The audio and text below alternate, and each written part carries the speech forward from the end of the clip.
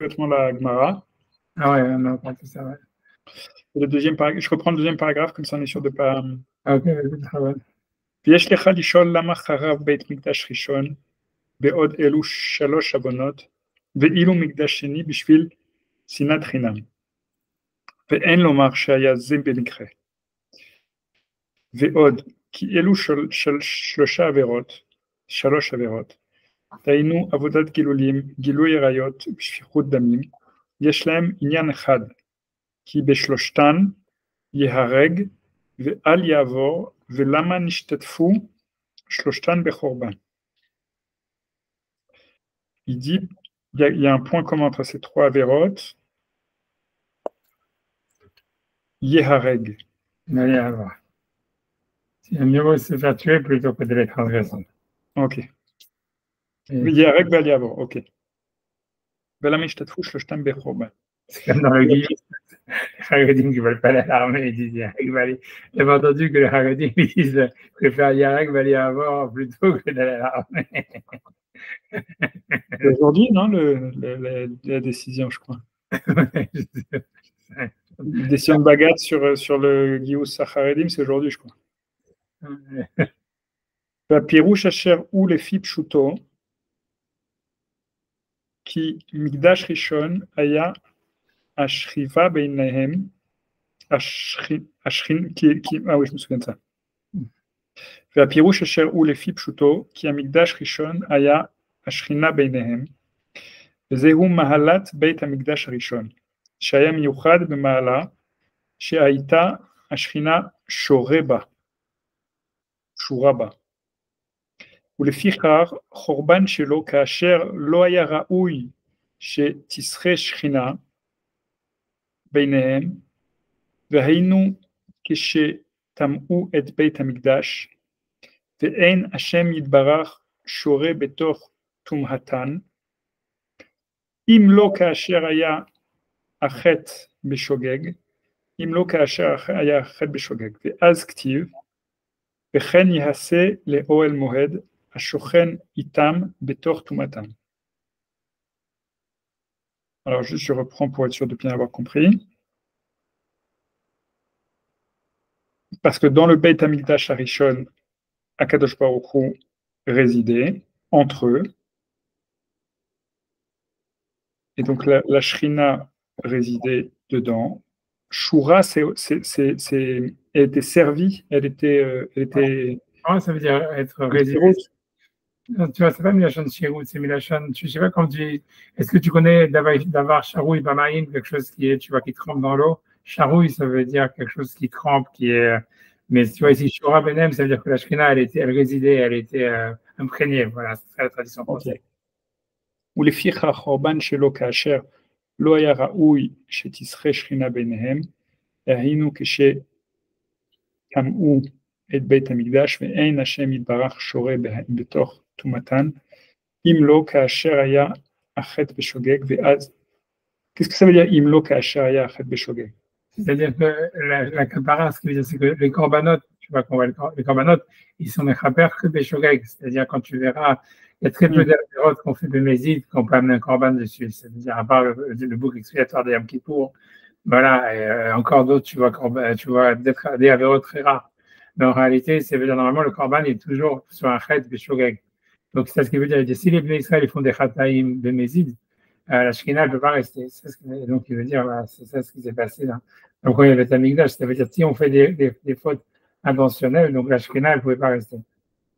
Donc, c'est וכן כתיב, וכן יעשה לאוהל מועד, השוכן איתם בתוך טומאתם. Et donc, il est écrit, ainsi sera fait au Ohel Moed, qui réside entre eux, au sein de leur Touma. Et ça parle encore sur la kapara qu'on fait sur les raids inintentionnels. C'est-à-dire que quand ça parle de la kapara qui était faite dans le Beth Amikdash, ça ne va pas du bouc expiatoire. Ça, c'est un pasuk de Vaïkra, c'est ça? Ouais. C'est un pasuk de Vaïkra qui parle de la kapara qui était faite sur l'autel. C'est-à-dire que en réalité, si tu vois Yom Kippour, il y a 2 kaparotes. Il y a une kapara qui est faite par le bouc expiatoire, et ça, c'est une kapara qui est sur les fautes du clan Israël en général, toutes les fautes qu'ils ont faites pendant l'année. Mais par contre, tu vois, tout ce qui est amené dans le Saint des Saints, tu vois, c'est-à-dire que tu vois, le bouc expiatoire, il était envoyé vivant, jeté d'une falaise. L'Azazel. C'était lui qui était Mechaper toute la loi du père Israël. Les autres corbanotes qu'il y avait, qui ont faisait rentrer le sang dans le Saint des Saints, tu vois, ça veut dire au début la shrita d'un bélier et en même temps aussi après d'un bœuf. Tu vois, tu vois, si tu veux, dans le Saint des Saints, le Kohen Gadol, à Yom Kippour, il ramenait trois choses. Si tu veux, il ramenait la Kétoret, et en même temps, il ramenait aussi le sang de deux animaux, quoi, le sang d'un bœuf et d'un bélier. Et, voilà, exactement, etc. Ouais. Donc, tu vois, voilà, et c'était le saïr, le bélier qui avait été tiré au sort, etc. Maintenant, pour la chème, tu vois, il y avait un bélier, tu vois. Et donc, grosso modo, mais ça veut dire que donc le bœuf, en réalité, il était mechaber sur toutes les avérotes du Kohen Gadol et de sa famille. Et après ça, comment dire, le bélier, il était mechaber sur l'avérote de la tribu des Kohanim et des Bnei Israël, mais c'était uniquement mechaber sur toute l'avérote qu'il y avait à faire avec le service du temple. C'est-à-dire que si jamais, quand ils étaient rentrés dans le temple, ils avaient pendant l'année, par une advertence, quelqu'un, un Kohen, il était tamé, il était rentré là-dedans, il avait fait un korban en étant tamé, si jamais, tu vois, parce qu'il y avait plein de choses qui pouvaient aller mal dans le korban, tu vois, c'est-à-dire, donc il y avait des erreurs qui étaient faites. Donc en fait, les corbanotes, en réalité, la plupart des corbanotes, c'est surtout le korban dont il parle ici, qui était, mais qu'on faisait une kapara, qu'on aspergeait le sang dans le Saint des Saints et sur l'autel de la Kétoret, c'était pour être mechaper en fait sur des fautes qui avaient lieu au Beth Amikdash. Ça s'appelle Tumat Mikdash Vekodashav. Ça veut dire, c'est pas mechaper sur toutes les autres avérotes, mais c'est sur ça que le passage qui dit, ainsi il fera une kapara sur le Misbéach, et Hachem il pourra résider parmi eux, tu vois, dans le Oal Moed qui réside parmi eux dans leur impureté. Mais ce qui veut dire par là, c'est qu'en fait, donc la kapara, elle était que sur les fautes par inadvertance, et même en plus que sur la Avérote qui avait lieu au Beth Amikdash, pratiquement 90% des corbanotes, sauf, tu vois, le bouc expiatoire de Yom Kippour et le bouc expiatoire, par exemple, le korban Hatat, mais le korban Hatat, c'est comment dire en anglais, le sin offering, je ne sais pas comment dire en français, ça se dit, un korban expiatoire. Ça, c'est le khatat normal, quoi, dont le sang était aspergé sur l'autel à l'extérieur, où il fallait que le Kohen il monte sur la rampe, il allait sur les quatre angles, etc. Il faisait le tour, tu vois. Ça c'était quand quelqu'un il faisait n'importe quelle faute où il y a karet, mais c'était mes rappeurs que s'il le faisait, béchogeg, pas inadvertance. Et voilà. Et à part ça, les khatat aussi, bon, ça veut dire rien que parce que c'est Rosh Chodesh demain, et puis voilà. Et puis aussi, ça veut dire Rosh Chodesh à Shavuot. Ça veut dire qu'il y avait plein de korbanot, mais Rosh Chodesh, tu vois, le korbanot khatat qu'on fait, c'était aussi un korban khatat qui était mechaper uniquement sur les fautes des Kohanim. Ça veut dire sur les fautes qui avaient lieu au Beth Amikdash. Mais c'est ça ce qu'il veut dire. C'est pour ça qu'il ramène ça. Il veut dire que le Beth Amikdash, pour Hachem, c'était difficile de résider parmi les Bnei Israël à cause des fautes. Et en fait, voilà, les corbanotes, ils servaient justement à ce que Hachem ne parte pas de la Shrina, c'est-à-dire que la Shrina ne s'éloigne pas du Beth Amikdash. Voilà, parce que grâce à la kapara des corbanotes. Mais les corbanotes, en réalité, ils fonctionnaient que sur des fautes par inadvertance ou des fautes qui avaient lieu par rapport au service même du temple, etc. Pas si quelqu'un il va tuer quelqu'un d'autre et après il dit voilà, j'amène un korban et c'est pardonné. Ok. Ve'elu shelosh chataim nikre'u tum'a. Tum'a kedaita. Tum'a kedaita. Tum'a de secondes. Je vais pas dire une seconde. Non, ça je veux.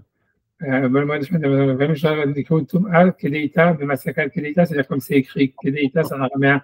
Ida, ça veut dire Yesh en araméen. Comme c'est écrit, ואלו שלוש חטאים נקראו טומאה כדאיתה במסכת שבועות בפרק כמה, וכפר על המקדש מטומאת בני ישראל. יש לי להביא בעניין זה עבודת גילולים, גילוי עריות, שפיכות דמים. עבודת גילולים דכתיב למען טמא את מקדשי, גילוי עריות דכתיב ולא תעשו מכל התועבות ולא תטמאו בכל אלה, שפיכות דמים, ולא תטעמו את הארץ אשר אני שוכן בה. ולפיכך, בשביל אלו של שלוש טומאות, חרב הבית. אבל מקדש שני, שלא הייתה השכינה שורה בו,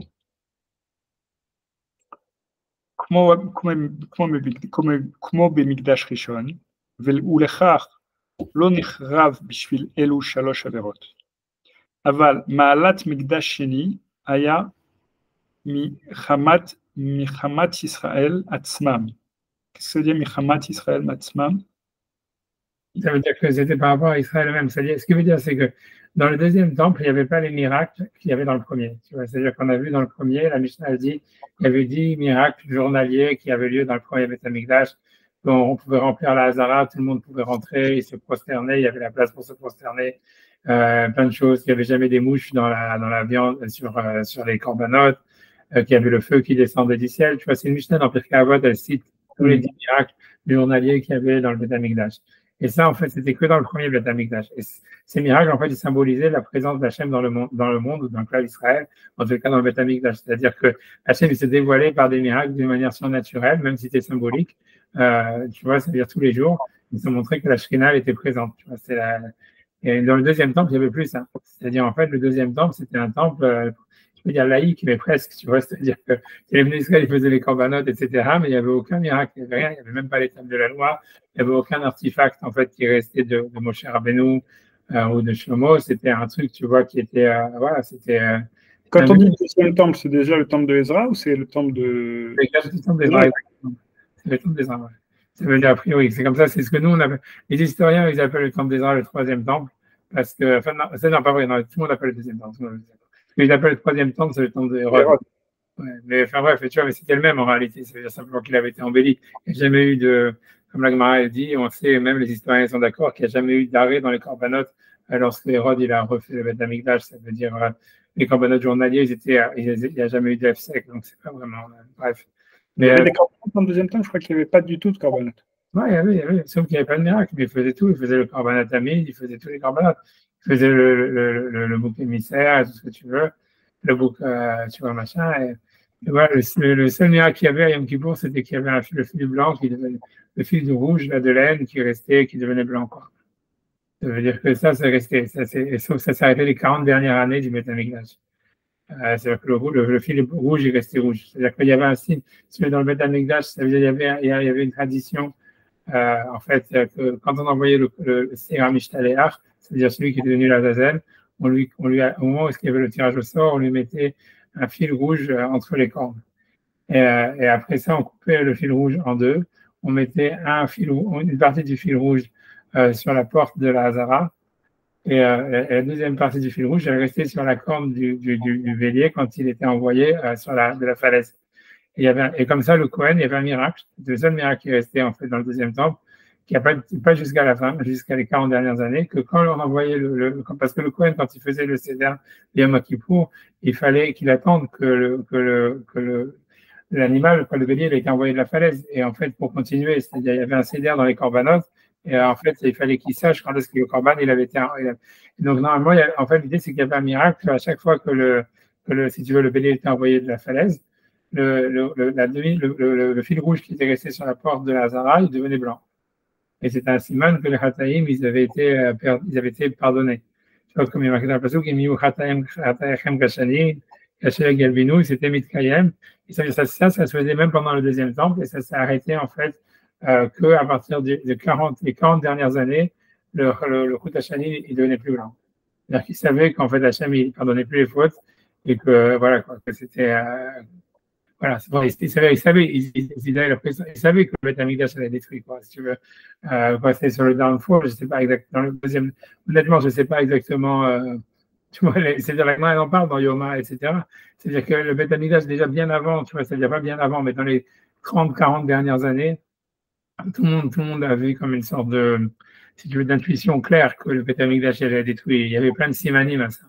Tu vois que les portes de la Hazara s'ouvraient toutes seules, que c'était vu par un des derniers coins de Gadol, comme quoi ça voulait dire qu'ils voulaient dire aux Romains rentrer dedans pour le détruire.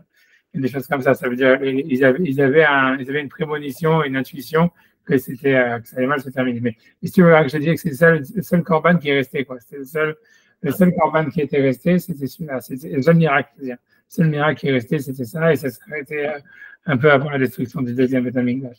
Et donc, c'est ça. Et lui, ce qu'il veut dire, c'est que. Et la destruction du deuxième Beth Amikdash, normalement, c'est en 72, 73, non? Ouais, Tu vois, Donc, historiquement, ça coïncide exactement avec la naissance de Jésus. la mort. La mort de Jésus, peut-être, j'ai jamais fait la poche. Non? Je sais pas, on va savoir si Jésus c'est vraiment un événement. Comme tu vois, moi je sais pas, j'en sais rien. Je sais pas, c'est toi qui Peut-être qu'ils ont reconstitué après, qu'ils ont remis des dates par rapport à ça, tout ça après. j'en sais rien, je sais pas. Non, c'est pas. Dans la Gemara, elle dit ça par rapport à Shimon HaTzadik. Je sais plus exactement, tu vois, c'est-à-dire que le dernier Kohen Gadol, On a dit que c'était le dernier de chaque, c'est le dernier, un des derniers Kohen Gadol. C'est un truc que je cherche, alors je vais regarder. Et je crois que c'est l'oncle de Saint Paul de Tarse, non? Ah, ça, alors, tout ça, c'est plus que moi, je sais pas du tout. Ouais, je crois qu'il y a une histoire comme ça. Non, je pense, je vais t'assister, bon, bref. Tu vois, ça veut dire, attends, si je peux faire la recherche de la Gemara, 2 secondes, j'essaie de regarder si je vais la Gemara, 2 secondes. Je fais, ouais, je pense que c'est bon.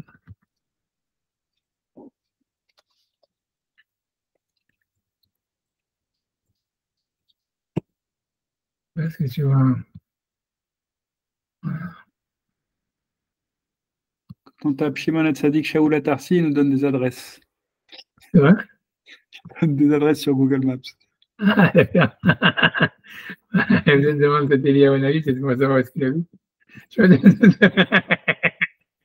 Je sais. Attends 2 secondes, parce que j'étais à 2 secondes. C'est là où il y a l'arbre, non? C'est quand on voit l'arbre de loin là-bas. La tombe de Shimon Hatzadik. C'est possible, c'est possible.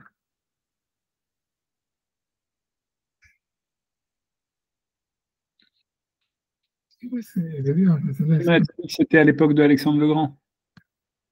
Ouais, attendez, c'est pour ça que j'ai pas envie de me tromper des fois, je me trompe, donc c'est pour ça que je regarde la référence. Comme ça, tu vois, okay, on va voir. J'espère trouver. C'était pas Rabban Gamliel, peut-être.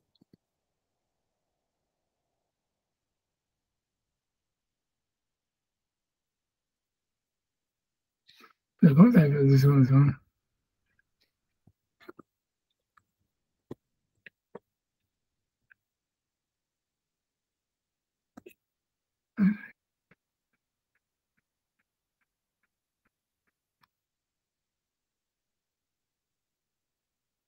Bien, 2 secondes. C'est ma fille qui sait ça. 2 secondes. 2 secondes, laisse-moi regarder. J'ai pas envie de dire un truc. Ah, 2 secondes, c'est ici, 2 secondes. Alors, 2 secondes, je fais share screen, comme ça, tu vois, on peut voir 2 secondes. 2 secondes, ça prend du temps, ça arrive. Hop, je pense que c'est bon. Maintenant, si je zoome, là, je vais zoomer. Je pense que je vais zoomer là-bas. Voilà, tu vois, c'est marqué, tu vois, Tanoura Banane. C'est bon, ça, c'est grand? Arbaim Shana Shishimesh Shimon Hatzadik Ayagoral Ol Beyamin. C'était un siman aussi quand on faisait le. C'est-à-dire que quand on faisait. Voilà, quand on tirage au sort, si c'était un bon siman, quand c'était celui d'Hachem, il était sur la main droite. Et normalement, tu vois, c'est pour ça qu'ils avaient peur que tu vois, la Mishnah ramène qu'il y avait des gens qui essaient de faire des magouilles. C'est pour ça que l'endroit où est-ce qu'ils mettaient le tirage au sort, le coin, il n'y avait que la place pour mettre une seule main, que le coin, il pouvait mettre qu'une seule main. Comme ça, il ne pouvait pas essayer de voir, de tirer celui qui était la chème sur la main droite, parce qu'il y avait marqué que c'était un bon siman. Et, donc voilà, on s'est dit que voilà, Abaïm Shashim Sadik, Shema Sadik Alagwal Mavel Maliviamin, Mikan Ve'elach, Pamimole Beyamin, Bevismol. Vaya chez Zéowit Malvin. Tu vois, donc la chaîne chez Zéowit, c'est cette tige de laine qu'on mettait une partie sur les cornes du bélier. Donc ça, c'était pendant la période de Shema Tzdik, c'est toujours Malvin. Mikan Vailach, Pamim Malvin, Pamim Eno Malvin. Après, ça, tu vois, Vayaner Amaravi Dolek, ça c'était les derniers miracles, si tu veux, qui restaient dans le deuxième temple, tu vois, par rapport au premier. Et donc ça, c'était pendant la période de Shema Tzdik. Mikan Vailach, Pamim Dolek, Pamim Kava. Mais je me rappelle que tu vois, ça veut dire. Je me rappelle de secondes, si je sais plus si elle m'a dit. Tu vois, ça part de secondes, mais c'est parce que. 2 secondes, je me rappelle que.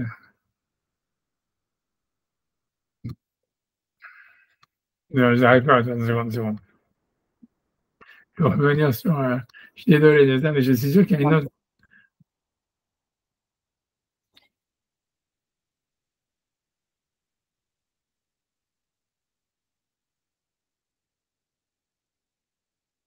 Je me rappelle que l'Agma a dit.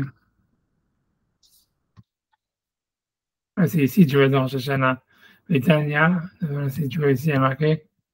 2 secondes. C'est tronqué, moi je vois pas le. Ouais, non, je sais, c'est trop zoomé, mais je sais pas comment au moins zoomer à 22 secondes. Ah, voilà, Tanya Abaim, voilà, tu vois, c'est ça. Tu vois, Tanya Abaim, Shana Kodem, Shenechav Abaït, Lo Aya, tu vois, je vais zoomer un peu plus, voilà. Tanya Abaim, Lo Aya la Shana Zori, Malbin et la maladie. Tu vois, donc ça veut dire c'était Rabban Yohanan Ben Zakkai, je crois, qui était à cette époque-là. Tu vois, Mishachav Abaït, Dipgar Yohanan Ben Zakkai. Tu vois, c'est-à-dire qu'il était vivant, mais ce que l'idée, c'est que l'Agma a dit qu'en tous les cas, que 40 ans avant la destruction du temple, il y avait déjà, tu vois, la chaîne chez Zéorine, il devenait jamais blanc. Parce que, voilà, à cause de la faveur du cas d'Israël. Et je Quand pense. il dit le Kan Veilar, c'est quoi? C'est à partir de quand? Non, je ne sais pas comment est-ce que tu dis, Là, il dit 40 ans avant, ça ne devenait plus jamais blanc. Ouais.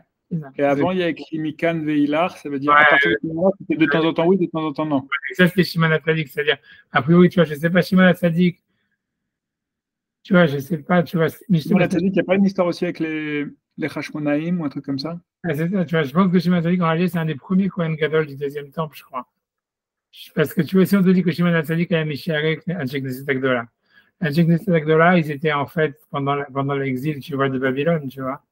Et donc moi, je pense, tu vois, que je pense que Shimon HaTzadik, il a été, tu vois, ça veut dire, il était en fait au début du deuxième temple, je pense, tu vois. Mais je suis pas certain, tu vois, je sais pas comment ça fonctionne. Honnêtement, tu vois, si on peut regarder sur Shimon HaTzadik. En tout cas, ce que moi je cherchais, c'était plutôt cette référence-là, en tous les cas, que 40 ans avant la destruction du Beth Amikdash, le Koutachani, Malbin et la Adim. C'est comme Adim. c'est resté rouge, tu vois, ça veut dire qu'il était rouge. Il devenait encore plus rouge. Je sais pas s'il devenait encore plus rouge. Ouais, c'est ce qui turn white, it turn a deeper shade of red. Je sais pas ce que c'est de regarder. Je suis désolé, c'est parce que j'ai zoomé et je maîtrise pas trop le truc, tu vois. J'ai dit, Biamin, Shaya, Ben Yochanan, Morat, Shabbat Amigdash, ok, bon, bref, donc il parle pas sur cette histoire-là. Non, il parle pas, c'est Rachid, il parle pas sur, il explique pas tout ça. Mais je me rappelle à part ça, tu vois, c'est qu'il y a une autre Gemara, après ça, j'arrête de chercher des références. Mais tu vois, si j'arrive à la trouver rapidement, je la trouve, sinon je laisse tomber. 2 secondes, laisse-moi regarder 2 secondes.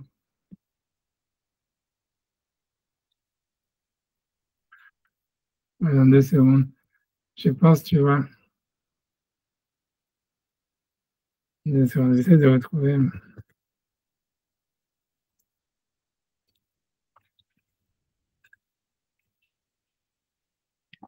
אותם 40 שנה דלמד, תלמיד יושב לפני רבו עבה, ואמר מילתא והסתבר טעמי. C'est ça, parce qu'avec moi, demandé. Avec son prof, et quand il dit quelque chose, on comprend encore moins ce qu'il dit, c'est ça? Non, c'est-à-dire que parce que l'Agmal demandait la bonne question qui n'a rien à voir. L'Agmal demandait comment est-ce que Rabbi Yochanan Ben Zakkai peut être mentionné. Yochanan Ben Zakkai, il a vécu 120 ans. Et l'idée, c'est de savoir quel était son statut, en fait, avant la destruction du temple. Parce que l'Agmal dit que pendant 40 ans, il a fait du business. Tu vois, pendant 40 ans, il a enseigné. Pendant 40 ans, il a été manhig et Israël.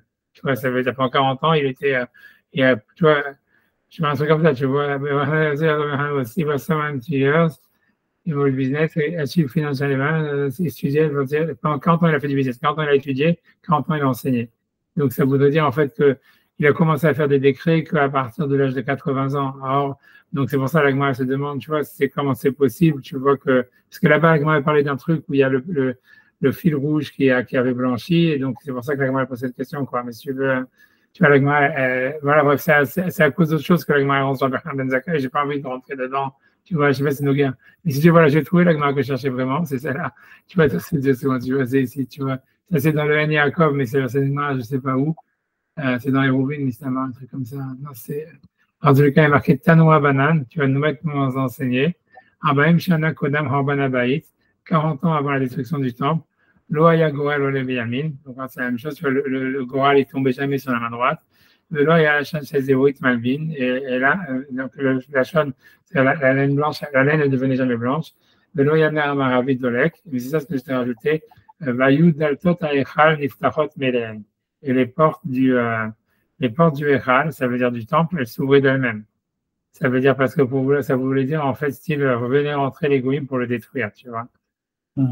Et Hatshega ben Rabbi Yohanan ben Zakkai, quand Yohanan ben Zakkai il a crié sur les portes, Vamar Echal Echal mipnema tamavit et atzmecha. Ça veut dire Echal Echal, pourquoi tu te fais peur? Ça veut dire pourquoi, comme si tu invites à ta propre destruction. Yodeani becha shesofcha lechareb. Ça veut dire on sait que tu vas être détruit. Tu vois, ça veut dire ben Ido. Ça veut dire Zecharia, il avait déjà prophétisé depuis le début, depuis il y a longtemps. Ça veut dire que ce temple, il allait être détruit. Betach mebanon daltecha betochal esh barazecha. C'est un passouk dans Zecharia. Ça veut dire que les portes du Lévanon, qui sont le Beth Amikdash, parce que ça, justement, ça blanchit, ça s'appelle Lévanon. Le Beth Amikdash est appelé Lévanon parce qu'il blanchit les fautes du clan Israël. Donc elles vont s'ouvrir tes portes, et le feu va manger, si tu veux manger ton cèdre. Tu vois, voilà, Mahabitzak Bartavlai, Lama Nikra Shemo Levanon, Shemalbin Avonotam Shel Israël. Mais tu vois, ce que je voulais dire avec ça, c'est qu'on voit que, en fait, il y avait une, je sais pas où est-ce qu'il y a cette main, tu vois, je sais, j'ai pris dans le Yaakov parce que je voulais plus tourner tellement, mais c'est dans Yoma aussi, tu vois. Mais ça veut dire, l'idée, c'est que voilà, c'est que, en fait, ils avaient une présomption, ils savaient que le Beth Amikdash allait détruit. Ça veut dire, tu vois, ça veut dire 40 ans avant, c'est pas arrivé du jour au lendemain, c'est pas été une surprise. C'était pas, voilà, le Beth Amikdash est détruit, ça veut dire, ils avaient une prémonition, tu vois. Mon ami David. Désolé. Ouais, c'est vrai. Tu as déconcentré le rave. C'est là. Mais tu voilà quoi, mais c'est tout. Mais tu vois, mais voilà, mais voilà, j'entends. En tout cas, je ne sais pas pourquoi on est revenu, parce que je sais pas, parce qu'on dit les miracles, parce qu'il veut dire que la Shekhinah n'existait pas dans le deuxième temple. Tu vois, ça, ce que ça veut dire, c'est, comme on a vu, ce qui veut dire que la Shekhinah, c'est qu'il n'y avait pas les grands miracles. On voit qu'il y en avait des petits, tu vois, comme on te dit, avec en général, ça tombait sur la main droite, qu'il y avait le fil blanc, le fil rouge qui devenait blanc. Mais tu vois, ce n'était pas des. Entre le miracle et le coup de bol, quoi. Voilà, c'est ça, exactement. C'est ambiance pourrime. Pas clairement la main de Dieu, mais quand même, statistiquement, c'est pas possible.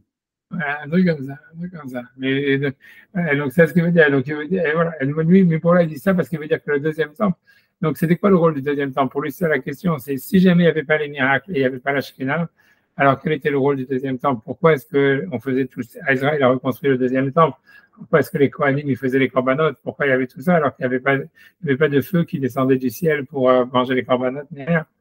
Donc, tu vois, c'est pour ça. Donc, lui, il dit que le deuxième temple, en fait, principalement, il était pour le clan d'Israël. C'était un symbole, tu vois, que Israël, en tant que nation, il symbolisait, comme je t'ai dit, tu as la présence d'Hachem dans le monde, tu vois. Et le temple, il était comme simplement, tu vois, c'était là. Non, excusez-moi. Vous avez mangé chez la Berlin? Je ne sais pas, quelque part d'autre. T'as faim? Et tu vas y aller avec qui?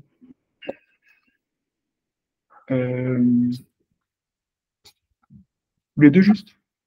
Ouais. Il est 4h42, c'est pas une heure pour manger. Mais j'ai pas déjeuné. Il n'y a rien à manger à la maison? Maman a dit qu'on peut sortir. Alors moi je te dis oui, peut-être. Excuse-moi. Donc voilà, je te laisse dire maintenant. Mais c'est ça ce qu'il veut dire. Il veut dire ce qu'il veut dire. Le premier temple, les fautes de Gilou Yarayot, c'est une Touma qui entraîne le fait que la Shekhinah s'en va. Et on a l'impression qu'il veut dire la Shekhinah, elle est jamais revenue. Ça veut dire même dans le deuxième temple, il n'y avait pas la Shekhinah, donc elle n'est jamais revenue.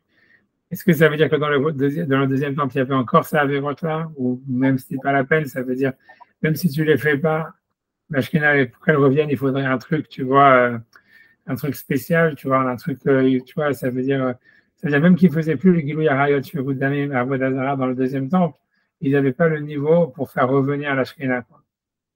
Un truc comme ça, mais ce qui restait, c'était, tu vois, c'était le clan d'Israël en tant que nation qui était, si tu veux, unifié par le temps. Quand il dit Mahmat Israël, c'est ça, c'est pour faire plaisir à Israël? Ouais, ou ça veut dire. C'est comme des.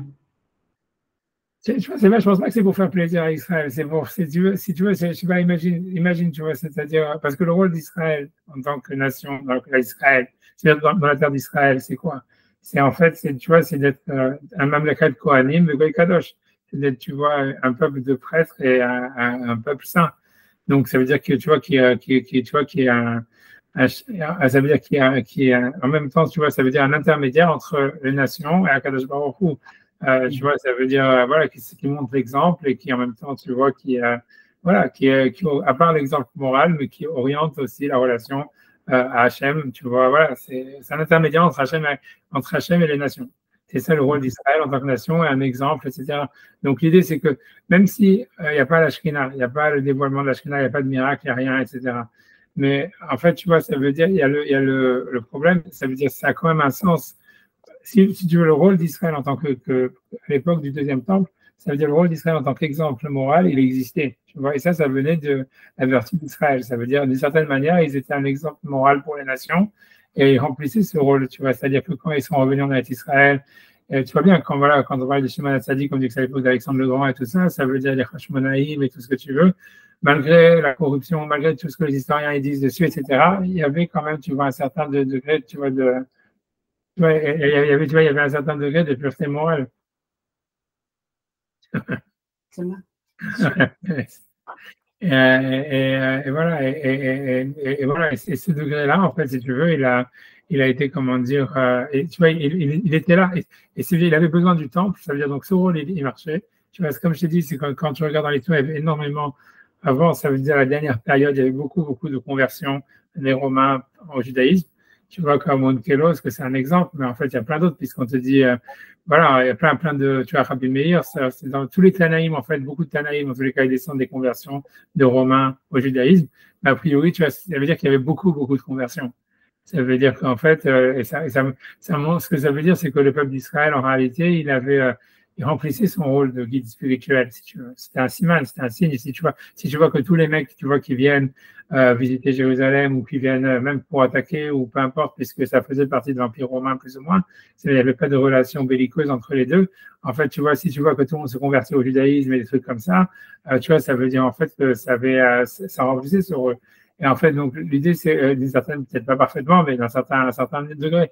Et l'idée, c'est que le temple était important pour ça. C'est-à-dire que, voilà, avoir un temple où on fait le service, tu vois, où c'est un endroit magnifique, peut-être où il y a les Kohanim qui font le service, qui font les Korbanot, qui font la Voda. Tu vois, comme c'est décrit dans les Mishnayot, tous les services de Pessah, comment tu vois, à Pessah, tout le monde se rassemblait, que même les Goïm, ils voyaient ça. Si tu veux, les descriptions du Korban Pessah qu'on a, c'est de généraux romains qui ont vu ça, ou, etc., qui étaient très impressionnés, tu vois. Donc, ça veut dire que le fait d'avoir un temple, de faire les fêtes des pèlerinages et tous ces machins-là, tout ce que tu veux à Yom Kippour, tu vois, le service du Kohen Gadol à Yom Kippour, avec la lecture Torah en public, où tout le monde amène son Sefer Torah pour montrer la beauté de son Sefer Torah, tout ce truc-là, si tu veux, si tu dois être une lumière pour les nations, tu vois, c'est hyper, c'est important, tu vois, plutôt que d'avoir un mur détruit comme on a maintenant, tu vois, tout le monde, avec ses télim pour faire des télim devant un mur, tu vois, c'était, voilà, c'était différent. Malgré tout, ils viennent. Oui, malgré tout, ils viennent. Ils viennent plus qu'à la Mecque. Non, mais je sais que à chaque fois que j'étais au hôtel, je voyais des goyim qui étaient dessus là, tu vois. Et c'était super rigolo d'entendre ça. Les goyim, d'ailleurs, qui mettent les papiers dans le mur, c'est des goyim, c'est pas des. Non, ça marche pas, ça. Non, j'en sais rien. Non, mais ce que je veux dire, tu vois, c'est le cas, tu vois, voilà, quoi, c'est ce que je veux dire, tu vois, donc c'était ça, ce qui veut dire que ça servait pour le clan d'Israël, ça veut dire, il n'y avait pas de dévoilement de la Shekinah, il y avait une connexion avec le Attendez, excusez-moi, Rabbi, une seconde. Le droit de prendre des vélos. Pas du tout. C'est l'endroit le plus dangereux avec les vélos et tout, pas du tout. On va sur Hazard, on va pas sur Hazard. Vous allez à Berlin, non, on va sur Québec. Je préfère pas, mon fils. Mais tu voulais qu'on fasse du vélo, t'as dit ça fait longtemps qu'on n'a pas fait de vélo et que c'est bon, on va faire du vélo. Vous allez où? On va sur Québec. Mais où sur Québec? Chez Fiori. C'est pas bon. C'est très bien. Tu prends le téléphone, vous faites très attention, vous roulez que sur les trottoirs. Pas pour longtemps. Et vous mettez les casques. Oui. Ah, ok, ouais, c'est comme, voilà, ouais, ce que je dis, voilà, c'est ça, tu vois, donc c'était ça, c'est ça ce qui veut dire que c'était pour Israël. Donc il y avait la pompe, comme euh, il y avait le fait que le service au Beit Hamikdash, il en imposait. Voilà, c'est quelque chose Et, comme ça. et que ça a sans doute créé des conversions. Mais qu'est-ce que c'était quand on dit Goy Kadosh, qu'est-ce que c'était le niveau de Kedusha du peuple au sens interdiction d'intermarriage et compagnie à l'époque? Parce que dans la Torah, déjà, par exemple, c'est pas du tout les halachot qu'on a aujourd'hui. Oui, mais ça veut dire que si tu veux, les décrets, ils ont été faits d'Afka à cette période-là. Si tu veux, Nachon. ouais, si tu veux, c'est que tout, Pour le vin, la Kedusha du vin et tout, c'est à cette période-là. voilà, si tu veux, tous les décrets, la plupart des décrets, si tu veux, ce que tu vois, les gens ils appellent le judaïsme rabbinique, si tu veux. Tu vois l'écriture de la Mishnah et tout ça, et de la Gemara, tout ça. Surtout de la Mishnah, quand la Gemara c'est après, mais c'est-à-dire la Mishnah, mais surtout les décrets, en fait, ils datent de cette période-là du deuxième temple. Et en fait, c'est pour ça, en fait, tu vois, il y a marqué. Pourquoi? Parce que les chrétiens, les Romains qui se convertissaient, finalement, ils amenaient aussi les Juifs à se romaniser. Ça, tu poses des questions. Je ne pense pas que ces décrets-là, ils avaient une. C'est sûr que, comme tu dis, il y avait beaucoup de Romains, si tu veux, d'origine, qui étaient dans le Sanhédrin. Et si tu veux, tu vois, ça veut dire, on voit bien, tu vois, ça veut dire, c'est pas du tout, tu vois, Shmaya et Aftalion, on te dit clairement, les deux chefs du Sanhédrin, qui étaient les rabbinim de Hillel et Shammai, qui ont, comme, à mon avis, tu vois, un super grand rôle dans l'histoire, tu vois. Ils étaient des convertis romains, tu vois, ou grecs, ou j'en sais rien, tu vois, je sais pas exactement, tu vois, mais ça veut dire, c'était pas des juifs de souche. Et tu vois, bon, tu parles à Rabbi Akiva, attends, tu peux en citer des milliards, tu vois. Mais ça veut dire, mais donc, ok, après toi, tu veux dire, est-ce que c'est eux qui ont influencé, qui ont commencé à faire des décrets, parce que chez eux, ils aimaient bien les décrets, j'en sais rien, tu vois. Ça, tu vois, je n'irai pas jusque-là, tu vois ce que je veux dire.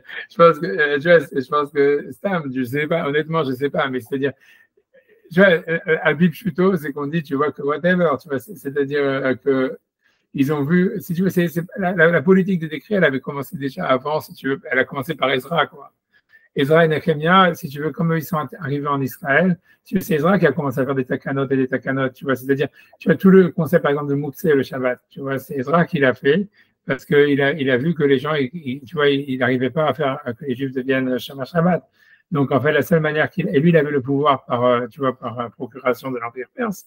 Donc, il pouvait dire, si jamais, donc, il disait, faisait Shabbat, personne n'écoutait. Donc, il a dit après, celui qui touche je sais pas, une fourche, Shabbat, il va en prison. Ah, tu vois, alors, il a dit, qu'est-ce qu'on peut toucher Shabbat? Rien. Et au début, quand il a fait la Xéra, il a dit, tu peux toucher le Shabbat, vous pouvez toucher que de la nourriture. Et que de la nourriture, des livres, c'est tout. Et après ça, tu vois, et d'après, tu vois, les Hachamim qui sont venus après, ils ont été mévatel beaucoup des décrets qu'il y a eu. Si tu veux, les décrets, ils n'ont pas été crescendo uniquement. Plus on se rapproche vers la destruction, plus il y a des décrets. C'est en fait, si tu regardes, c'était en fait des décrets. Ezra, il en a fait des tonnes.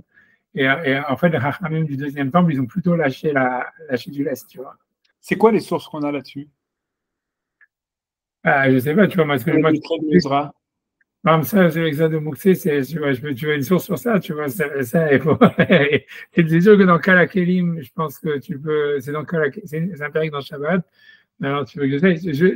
J'essaie. Laisse-moi, ok, no garantie que je trouve sur place, hein, mais 2 secondes. Non, je vous demande juste, c'est quoi? C'est dans le Talmud. Je pense, ouais, tout ce que je te dis, de toute façon, ça peut venir que de là-bas parce que c'est tout ce que je connais. Tu vois, dans 2 secondes, donc, dans 2 secondes, attends 2 secondes, si je peux essayer tu vois, si je fais. Pas des Genizotes, des trucs comme ça. Écoute, de toute façon, c'est impossible. Il n'y a aucune source qui remonte de cette époque-là. J'en sais rien, mais ça, tu vois, tous ces trucs-là, par exemple, tu vois les takanot de Ezra sur Mouxé qui ont été plus ou moins levés. Tu vois bien l'histoire de Hillel qui a été métaken le prosbol. Donc, tu vois, ça veut dire pourquoi, tu vois, tous ces trucs-là, tu vois bien qu'en fait, les Hachamim du deuxième temple, ils ont plus, tu vois, ils ont, tu vois, c'est vrai qu'ils ont renforcé des degrés, des décrets, ils en ont enlevé d'autres, tu vois, ça veut dire qu'ils ont, tu vois, ça veut dire, mais au fond, c'était pas des, si tu veux, les hachamim, c'était pas des trucs que leur idée, c'était on va tout interdire, tu vois, en fait, c'est Ezra plus. Attends, je vais essayer de regarder, si j'arrive à retrouver, tu vois, sur Rashi, tu vois, c'est dans Shabbat, c'est peut-être dans, ok, même pas, donc dans des secondes, c'est bon. 2 secondes.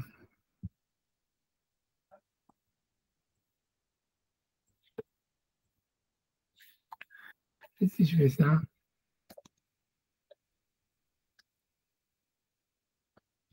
Ah, si ça, regarde ici, par exemple. Je pense 2 secondes. Alors, tu vois, je mets ça, je fais ça, c'est une Gemara dans Shabbat. Tu vois la Gemara dans Shabbat, elle passe sur l'interdit de Mouxé, tu vois. Je ne sais pas si c'est assez grand. Et il y a marqué, tu vois, Tanoura Banan, nos maîtres nous enseigner. Barishona, ça veut dire au début. Ayu Amrim, donc il disait, Shlosha Kilim Nitalim be Shabbat. On peut toucher que 3, on peut déplacer que 3 objets le Shabbat. Miksoa Shel Devela, ça veut dire un couteau pour couper des gâteaux de figues. Bezouama Listeron Shel Kedera, ça veut dire une sorte de, tu vois, je sais pas, une grande louche ou j'en sais rien, qui permettait de ramasser, tu vois, la viande et les patates de la tafina. Tu vois, un truc comme ça, tu vois, puisque c'est chez le Kedera, c'est-à-dire que si tu avais une grande tambouille, tu vois, qui est déjà à l'époque, tu vois, si c'est le minag, tu vois, peu importe, tu vois, Sakin Ktana, chez Agaba Shulchan, et un petit couteau qu'on utilisait pour couper la viande, j'imagine, ou le poisson qu'on mangeait Shabbat.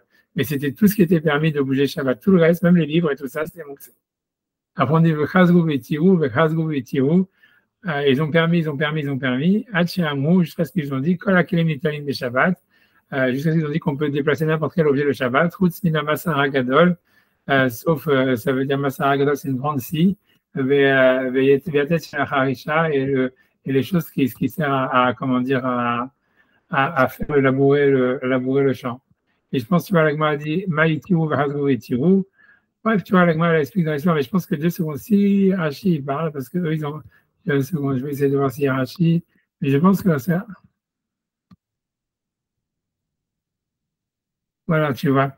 Rashi dit, donc l'agma le dit ailleurs, maintenant, plus tard dans l'agma, maintenant, tu vois, c'est Ramalishposha Kelim, Betulo, ou le Kaman Amrinan, donc plus loin l'agma, elle va le dire, de Bime Nechemia ben Haklia, donc c'est Ezra et Nechemia, tu vois, donc Nechemia, c'était celui qui était en fait le main droite de Ezra, quoi, qui était dans la, tu vois, ça veut dire dans la construction du 10e temple.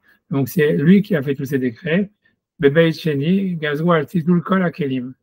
Tu vois, ça veut dire ils ont fait une xéra sur tous les ustensiles, Kedelik Dorgeder, pour faire tu vois, ça veut dire une barrière, ou l'armir Beisoué Shabbat, et donc pour renforcer l'interdit de faire Shabbat, venez Shayou Mekilin, parce qu'il ne le faisait pas, tu vois. Et donc, en fait, je ne sais pas, donc en fait, 2 secondes, si je fais, parce que cette Gemara-là, 2 secondes, parce que 2 secondes, je vais essayer de la trouver. 2 secondes, parce que tu vois, j'ai envie de la trouver, la Gemara Rashi. Ça doit être pas loin, elle doit être dans Shabbat. Ça doit pas être très difficile.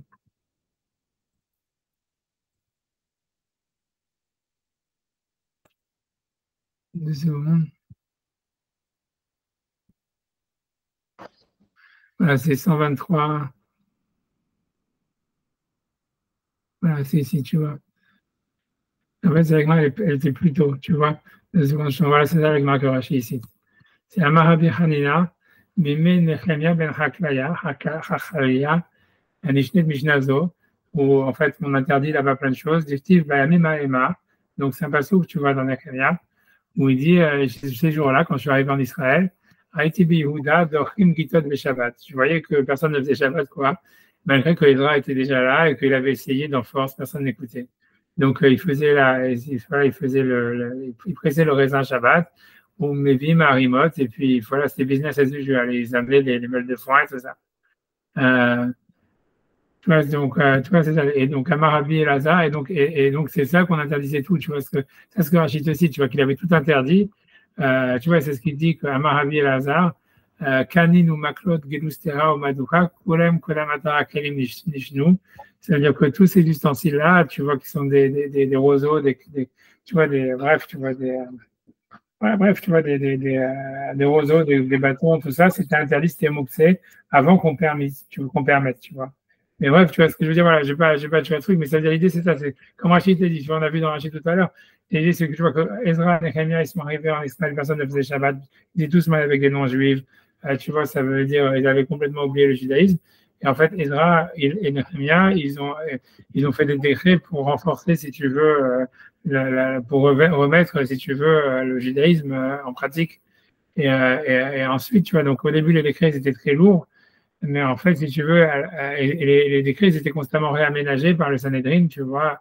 Voilà, maintenant, c'est vrai qu'ils ont, en fin de compte, tu vois, le deuxième temple, il y a eu beaucoup, tu vois, ça veut dire de rajout, tu vois, de Khumrot, si tu veux. Mais en fait, tu vois ce que je veux dire, c'est pas comme toi, tu crois, oui, les auteurs de la Mishnah, ils ont ajouté des décrets à mort.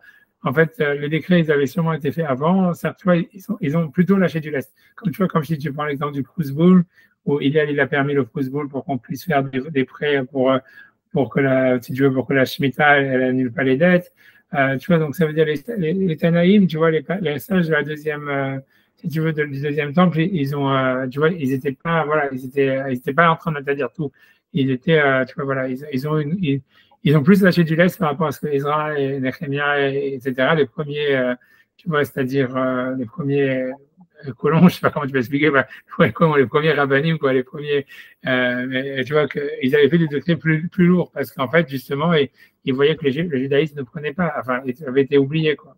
Donc, en fait, ils ont dû voilà, faire tous ces décrets pour établir le judaïsme. Mais c'est ça ce qu'ils disent, tu vois, ça veut dire, et principalement, tu vois, si tu veux, l'idée, c'était que, tu vois, c'est que voilà, c'est que dans le deuxième temple, il y avait tu vois, ça veut dire ils ont construit le deuxième temple pour ça, tu vois, en disant que voilà, ça allait aider en fait, voilà, à ce que Hachem, tu vois, il donne au peuple d'Israël, tu vois, cette vertu, tu vois, ce rôle voilà, d'être tu vois, un rôle un exemple pour les nations, etc., etc. Tu vois, le but c'était pas de faire des convertis, c'était en fait tu vois, d'être voilà, tu vois, d'être une connexion avec, avec Hachem pour les goyim, quoi, qui était ça le rôle d'Israël, tu vois, à la base. Tu vois, donc, c'est ça ce que je veux dire. C'est ça ce qui veut dire le maral, quoi. Ça servait pour Israël. Ça veut dire, c'est pas qu'il y avait la présence divine qui était là.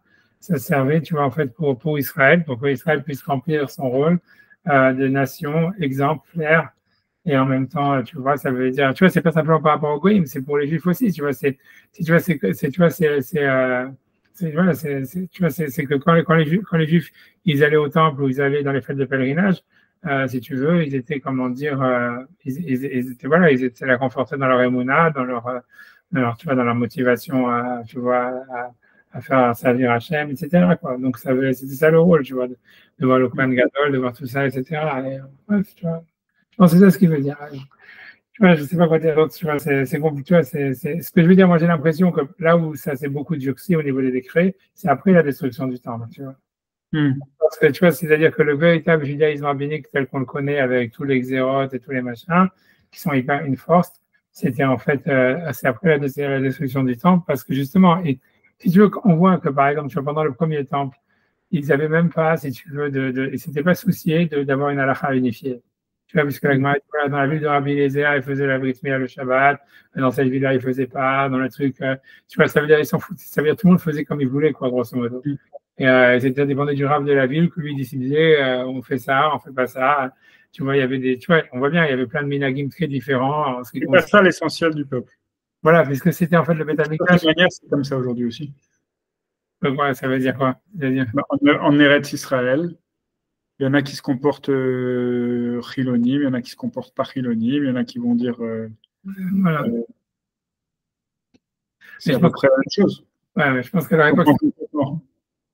Je pense que la réponse, comme il y avait le Beth Amikdash, c'était encore plus, tu vois. C'est-à-dire que puisque même le rachat, si tu veux, il venait manger le Korban Pessah, si tu veux, la nuit du Seder, tu vois, le Korban, quand on parle du rachat et tout ça dans le Seder, c'est pas le type qui vient à table manger avec toi dans ta famille, c'est tu vas au Beth Amikdash pour manger le Korban Pessah. Le Korban Pessah, tu peux le manger que à Jérusalem, en étant pur, etc.